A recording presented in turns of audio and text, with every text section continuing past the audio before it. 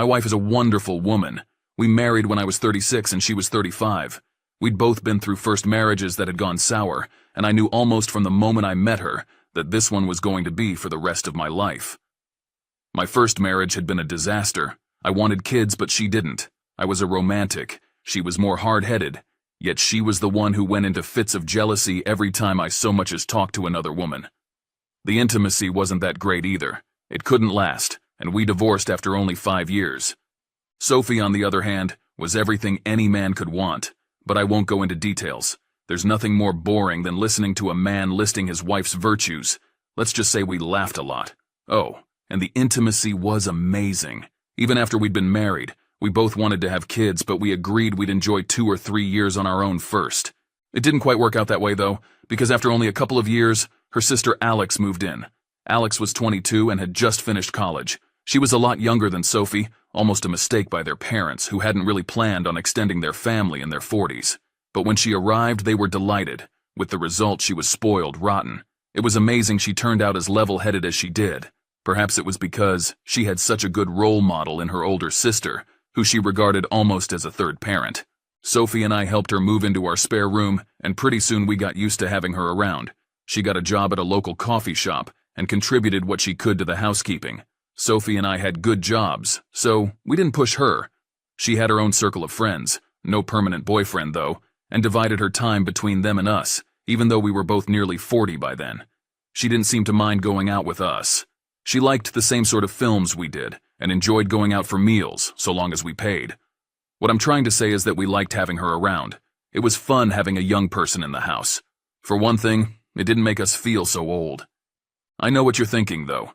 Didn't it cramp our intimate life? The short answer is no. We carried on pretty much as before. Okay, we were a bit more careful. But Alex knew what we were doing, but she was polite enough not to burst in on us. We didn't kid ourselves, she didn't know. Sophie made enough noise, and Alex would have had to be deaf not to hear her. It wasn't like it was discussed either. Well, not at first. We didn't ask her permission like, "Is that okay with you?"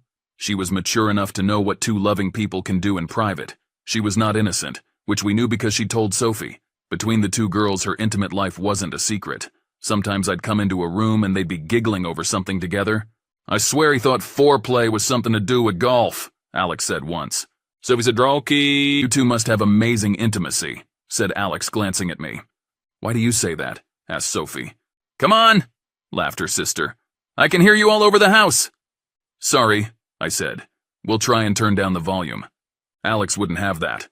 "Don't stop on my account. It's great knowing you're still doing this. I feel quite jealous." "So, what are you thinking about?" She smiled. "Isn't it obvious?" "Tell me anyway." "You," I said without hesitation, leaning closer. "And how incredible it feels to be with you." "Liar. You're thinking of Alex." It was such a preposterous idea, I actually laughed. "That is so untrue, it doesn't even deserve an answer." She smiled a superior kind of smile. "I can see it in your eyes." "What? You can see little pictures of her in my eyeballs?" "Almost," she laughed. "Don't be scared of admitting it. I'd be surprised if you weren't thinking of her. She's beautiful. I just want you to tell me the truth. Go on, admit you find her attractive." "Okay, she's attractive," I agreed. "But that doesn't mean I'm thinking of her." "No, but you are," she insisted. "You're thinking of her figure." Even though she was smiling, I still thought it better to keep denying it. Jealousy had been one of the reasons my first marriage had broken up, and I wasn't about to let the same thing happen with us. "I am not," I said, as simply and straightforwardly as I could. The trouble is, she was almost right. True, I hadn't been thinking of Alex, but after Sophie had brought her into the conversation, I couldn't get the sight of her out of my head. "She's got a fantastic figure, hasn't she?" She was teasing, I knew, and finding my discomfort highly amusing. I said nothing, but the thought ran through my head that she must have guessed something about what I was thinking. "Don't look so worried, darling," she said, taking my face in her hands and giving me a long, passionate kiss. "I'm not saying you'd rather her instead of me. I know you love me, but I've seen how you look at her, and I know you fancy her." I started to protest, but she stopped me with another kiss. "No, don't deny it. You know I hate people lying. I mean it when I say I don't mind. I really don't. I know you find me beautiful too. I do, I said quickly. You know I do. Oh, that feels lovely, darling, she said, closing her eyes for a moment. So it really is all right that you fancy Sophie, she repeated. I'm not jealous of her. She's my sister, and I love her. I feel, I don't know, somehow proud of the fact I've got a sister who's beautiful and who my husband fancies. Does that make sense? If you say so, I said.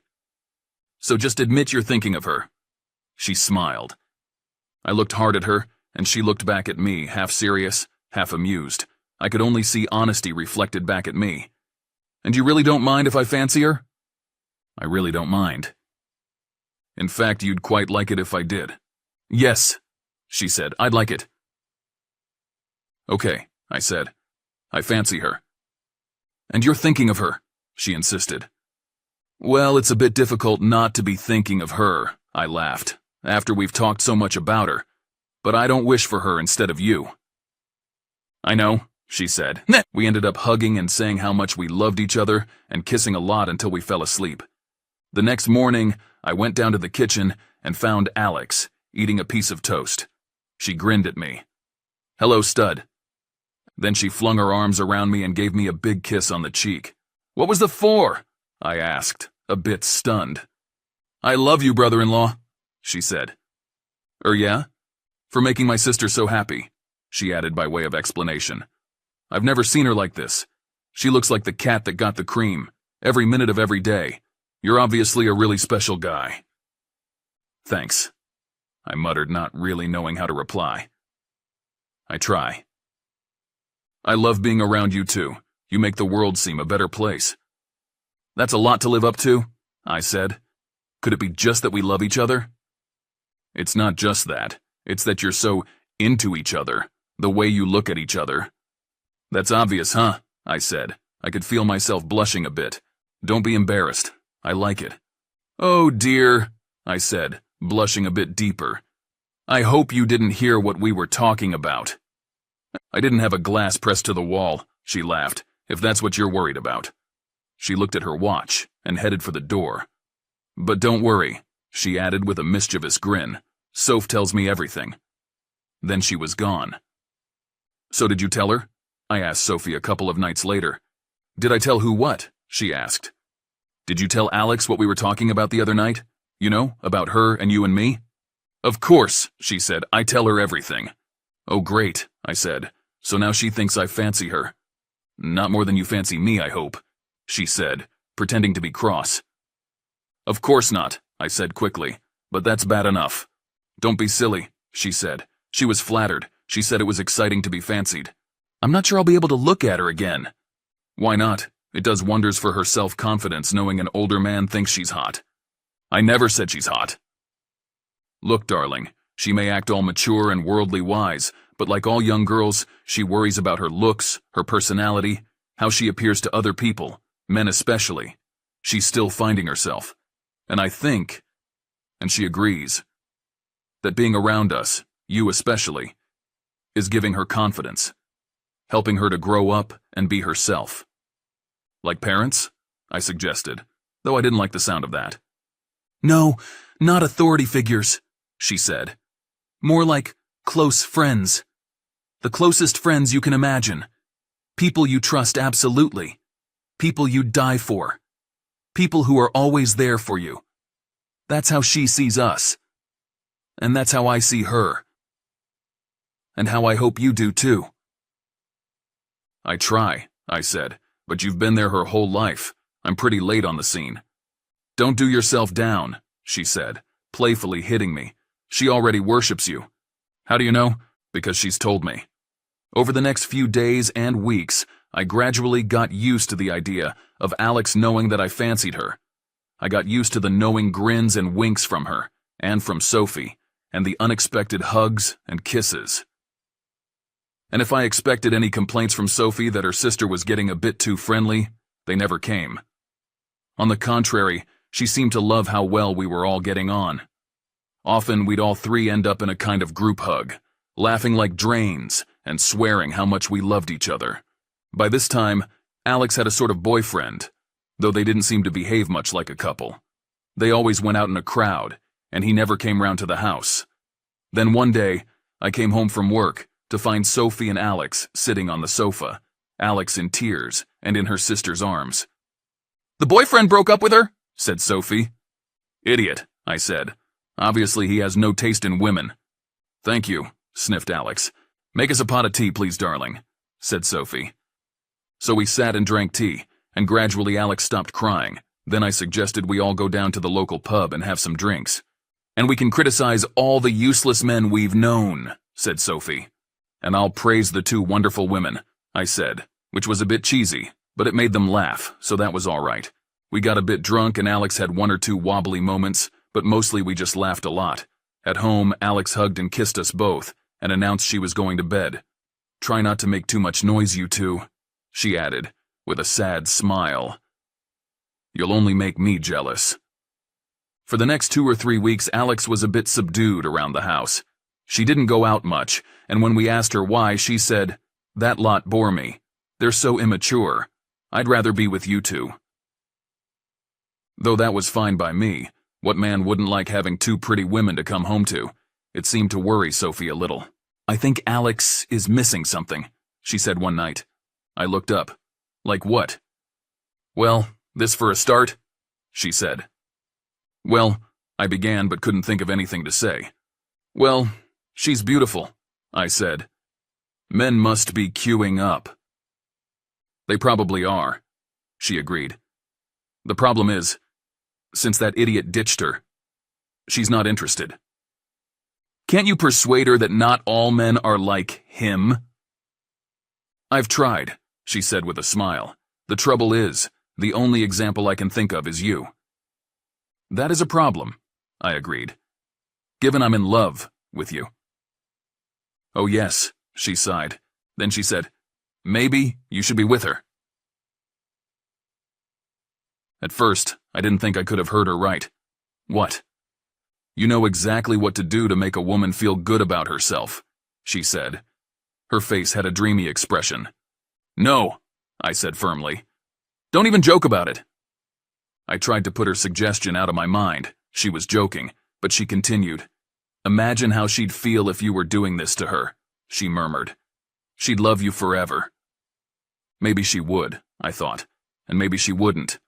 What's certain is that I was married to Sophie, and I loved her, and I wasn't about to jeopardize that, even if it was at her suggestion.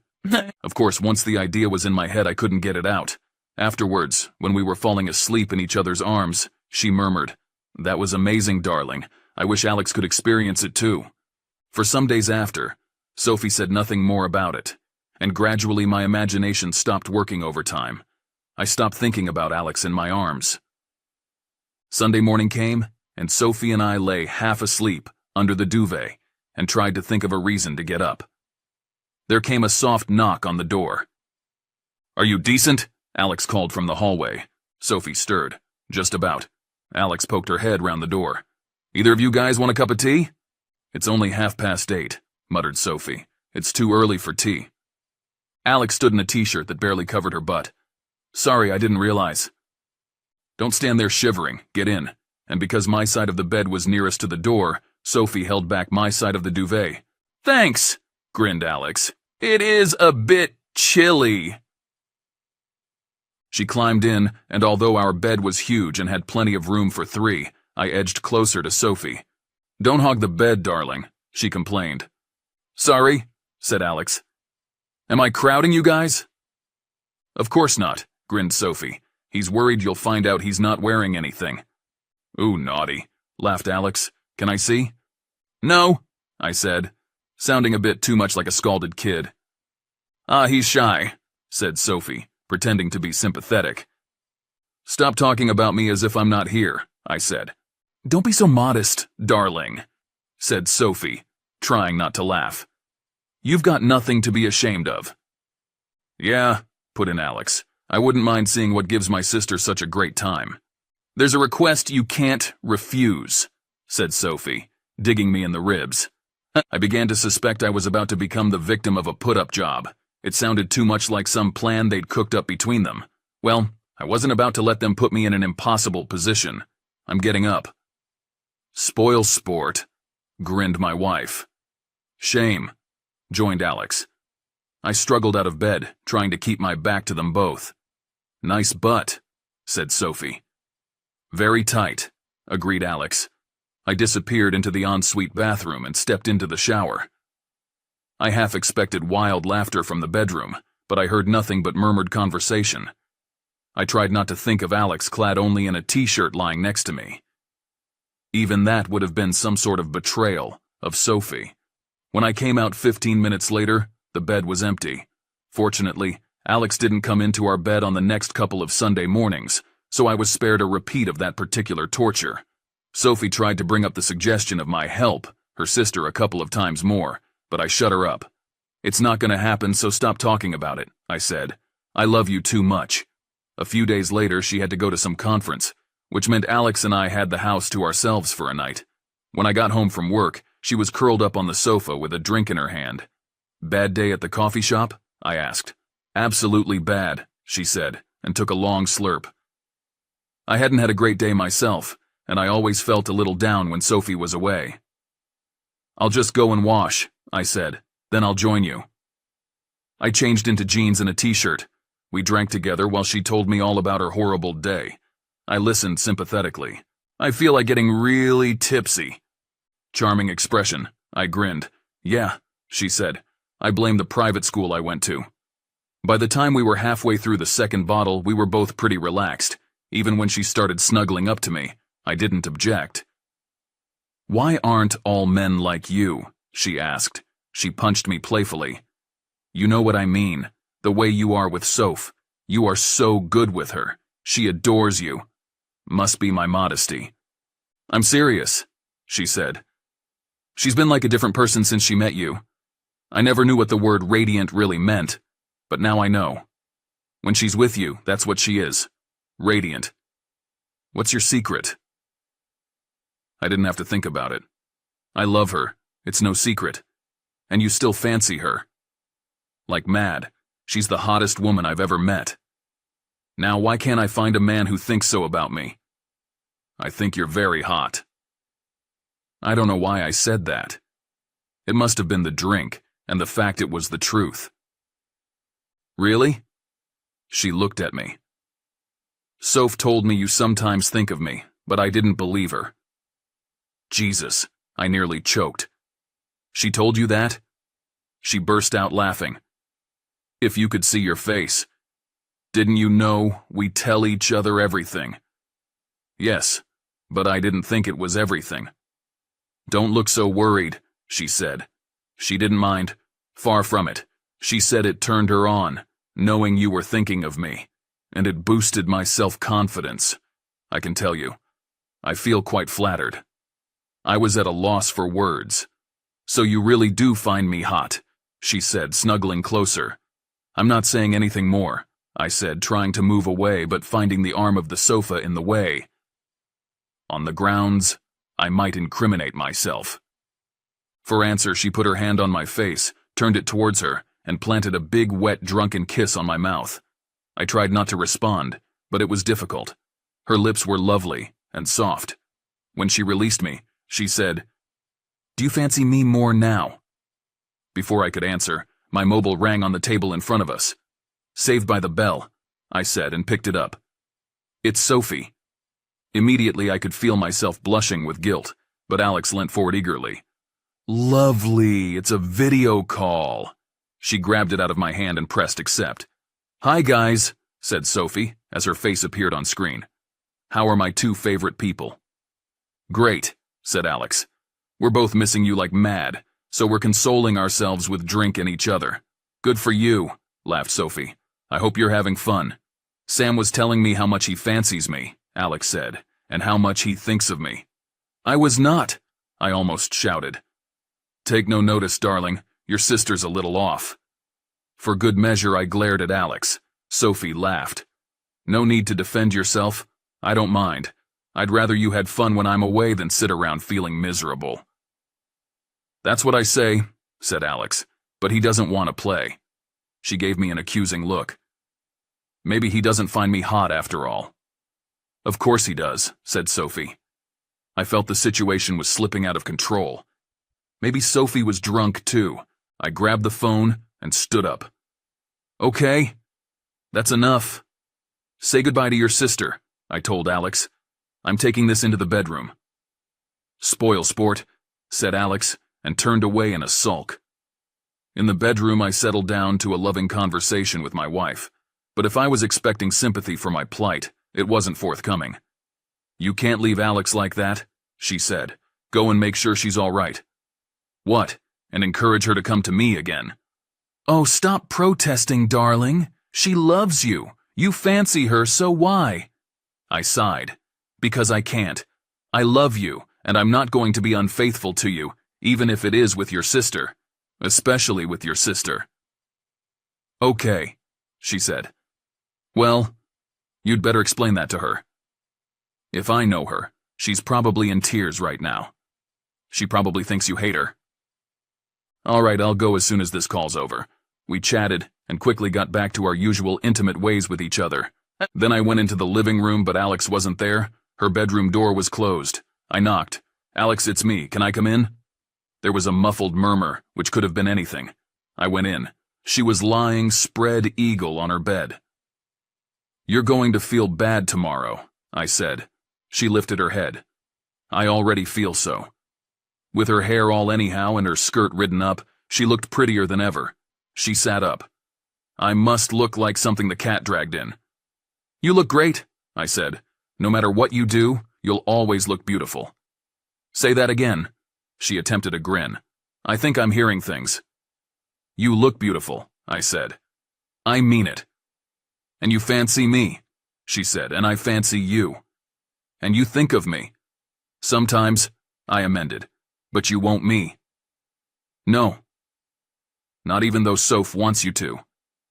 Not even then. I sat on the bed and put my arm round her. She leant her head on my shoulder. I don't get it, she said. I want you. Soph wants. But you don't want to. I didn't say that, I corrected her. I do want to. You are beautiful. I love you and I know it would be an amazing experience. Thank you, she said. You take the words right out of my mouth. But I can't. Because you love Sophie. Exactly. But she wants you to. So where's the harm? I sighed. I'd asked myself the same question 100 times. She wants it now. The thought turns her on. But what about afterwards? She might change her mind. What if she thought I enjoyed you more than I enjoyed her? How would she feel then? Worse than that, what if she saw some bloke she fancied as much as I fancy you? Wouldn't she feel she had a right because she'd let me you? It'd be the end of our marriage. She didn't look convinced. That's an awful lot of ifs, she said. I know Sophie and she wouldn't do that. I know her too, I said, and I'm not so sure. Will you think of me when you are falling asleep? She asked. Probably, I laughed. I bent to give her a quick kiss on her forehead, but she grabbed my face and planted another of her wet kisses on my lips. That's to help you, she said. Oh, it will, I smiled. It will. That Sunday we all went to the pub for a long boozy lunch. The girls were in a good mood. Nothing was said about me getting it on with Alex, so I assumed the topic had been dropped for good. I relaxed in the company of two gorgeous women, one of whom I knew would soon be in bed, the other I could lust after from afar. Back at the house, Sophie and I headed for our bedroom. Think of me all alone with my book, said Alex, pretending to look sad. I want you to eat me, said Sophie, the moment the door was closed. Just a minute then, she said. Don't start without me. She got off the bed, took the rest of her clothes off, and went out of the room. I assumed she'd gone for a glass of water or something. Then she came back, with Alex.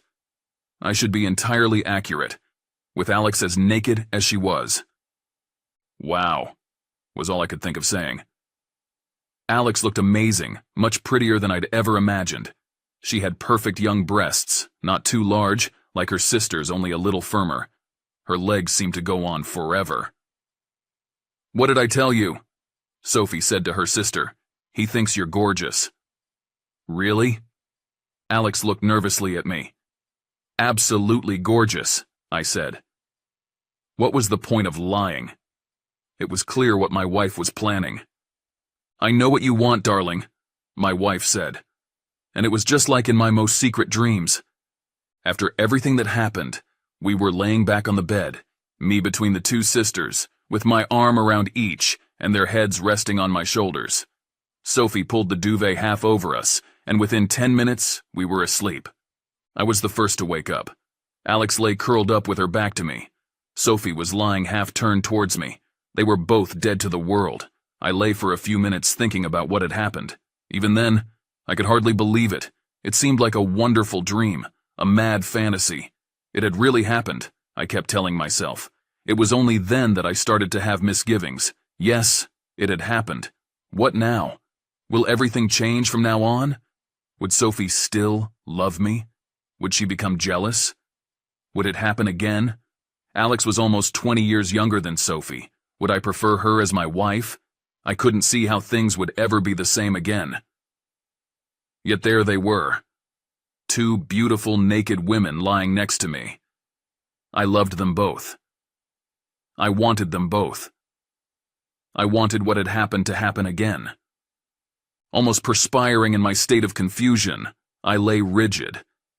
I didn't dare wake them up in case all they had to say were regrets. I didn't want my dream shattered. In the end, I crept from the bed, grabbed my dressing gown, and went into the kitchen. I didn't really have anything in mind, but something told me that what was needed was a quick dose of normality. What I didn't want was Sophie waking up and thinking, "Oh my God, this has all been a terrible mistake. What have I done?" I certainly didn't want the kind of conversation that starts, "Darling, we have to talk." I didn't want to give her the chance to think, and the only way I could think of to do that was with a dose of domesticity. Half an hour later, I entered the bedroom carrying a tray of meals.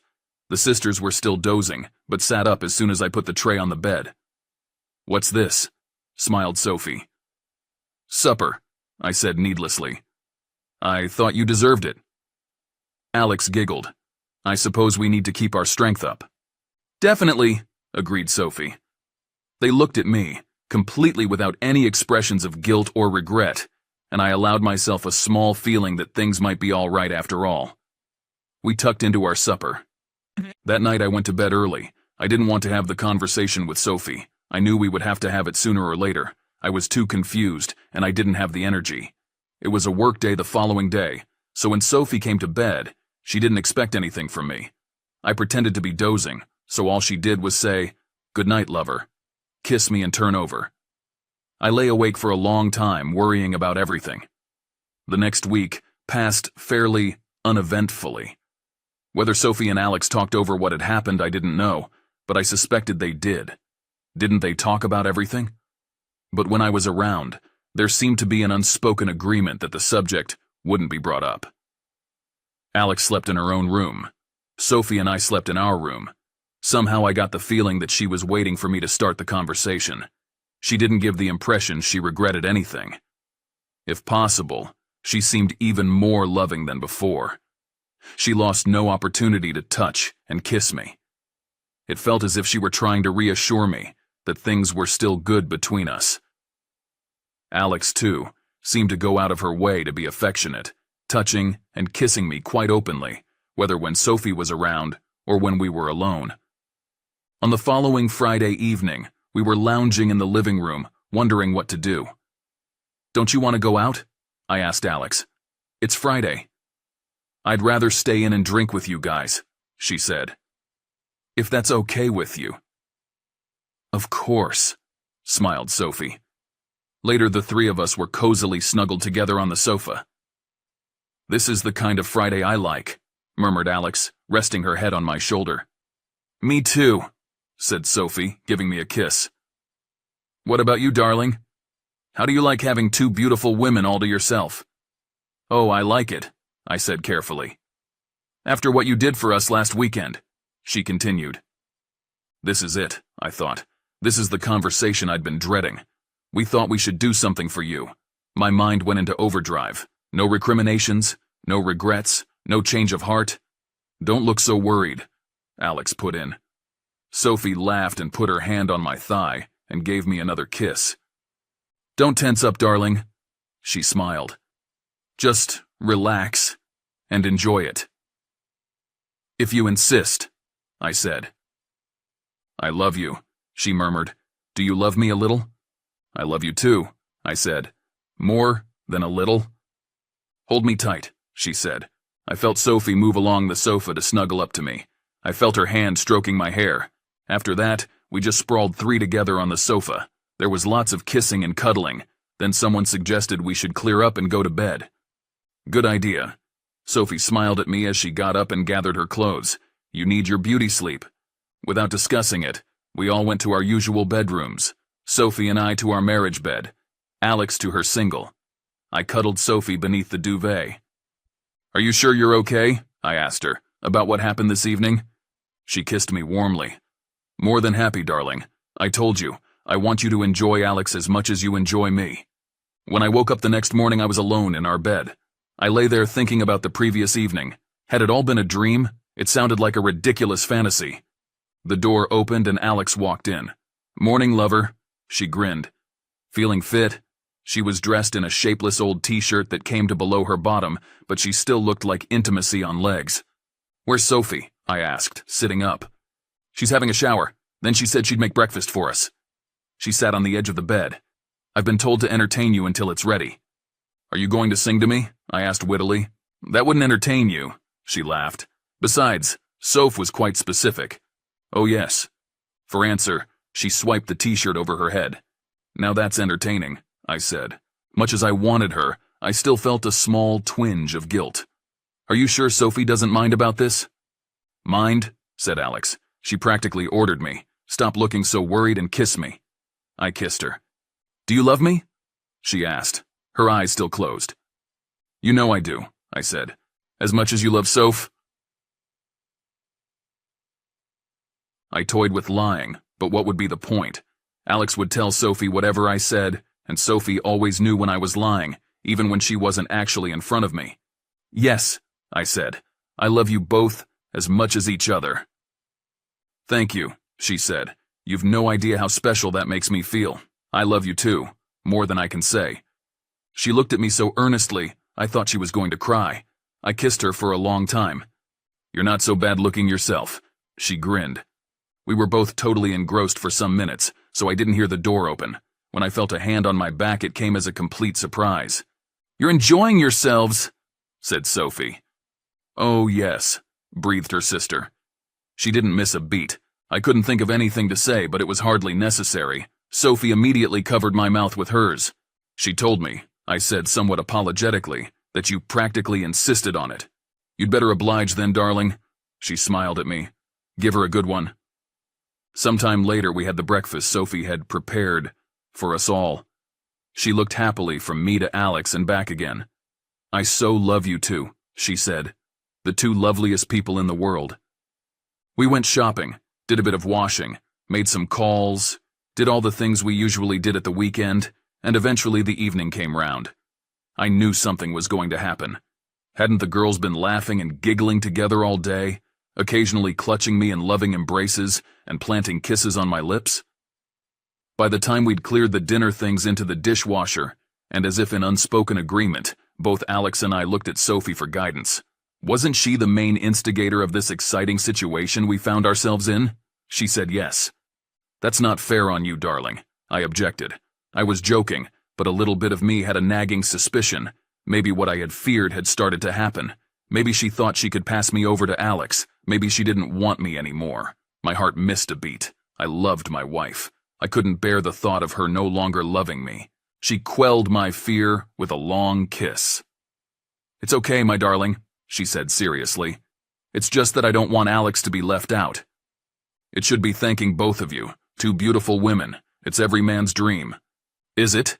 she laughed. "Or, that's not why we're doing it." "Then why are you?" I asked. "Because we love you," she said, kissing me. "Don't we, Al?" "To bits," said Alex, kissing me in turn. A few days later, when Sophie and I were in bed, I decided it was safe to discuss what was happening. I no longer feared Sophie was going off me, or planning to somehow hand me over to Alex. while she went looking for another man to have more exciting intimacy with. On the contrary, I had never seen her so happy. Alex, too, seemed more than happy with the situation. She took to wearing very little around the house, much to my distraction and Sophie's amusement. I told you I want her to feel loved. I smiled. Oh, I think she knows she's loved by now. And before you say anything, I added quickly, and now I know you don't mind me saying it. Yes, I love her as much as I love you. And she loves you as much as I do. And before you ask me how I know, she added, smiling, I know because she told me. So now, I said slowly as the implications started to sink in, I have 2 wives. If you like, she smiled, and suddenly, like a light bulb going on, I knew what it was all about. My heart sank like a stone.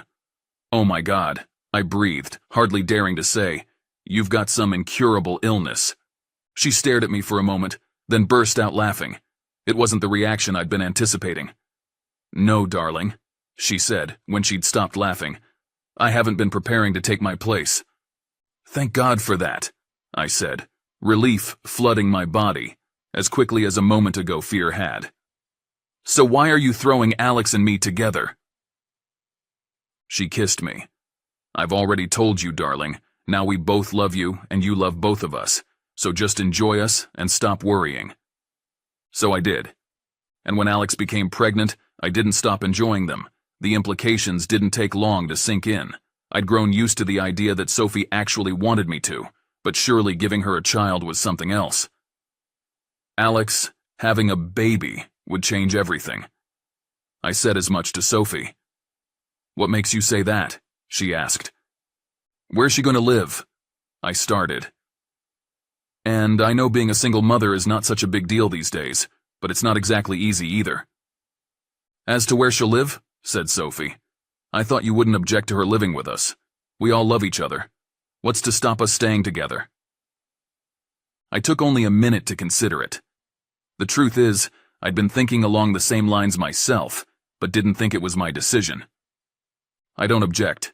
In fact, I'd love her to stay with us. That's settled then, said Sophie, giving me a kiss. Hadn't we better ask her first? I put it in. We've already discussed it. She's delighted, of course. I might have known they'd have decided it all between them. So we become sort of a live-in aunt and uncle to Alex's baby. We were thinking more along the lines of parents. You are the father, after all. Right, I said slowly. A father. It's what I'd always wanted to be. So Alex had her baby girl, and both Sophie and I were at the birth, and it was the most amazing experience of my life. I loved being a dad. The 3 of us doted on our little girl Sophie, at least as much as Alex and I. And when, 18 months later, Alex gave birth to a boy, I felt our family was complete. When Sophie finally told me the real reason why she had been so enthusiastic about me and Alex, I felt more love for her than ever. It must have been terrible for her, knowing that she could never have children and knowing how much I wanted them. Why didn't you tell me? I asked her. I was on the point of it, she said, tears in her eyes. So many times. But I was so afraid of losing you I didn't dare. You wouldn't have lost me, I said, holding her. I wanted children, but you matter more to me. I know that now, she said, but I wanted children too. I didn't know what to do. So you and Alex came up with a plan? She nodded.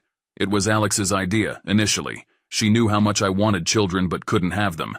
She offered to be a surrogate, but I didn't want her to be just that. I couldn't bear the thought of taking her child from her. We discussed things for days. Finally, we decided the best thing would be for her to move in here, so we could see how we all got on. I knew she liked you. She wouldn't have suggested being a surrogate if she hadn't. Weren't you jealous of her? I asked. Not a bit, she said. She's my sister. I love her as much as I love you. I knew she was already half in love with you, because she'd told me as much. What I wanted was for you to love her too. I kissed her. Well, that's certainly true. She held me tight. I'm so glad it's all worked out as I'd hoped. Now we're a real loving family. The only thing that's different is that our children have 3 parents. She thought for a moment. There's just one thing. What's that? We need to get a bigger bed.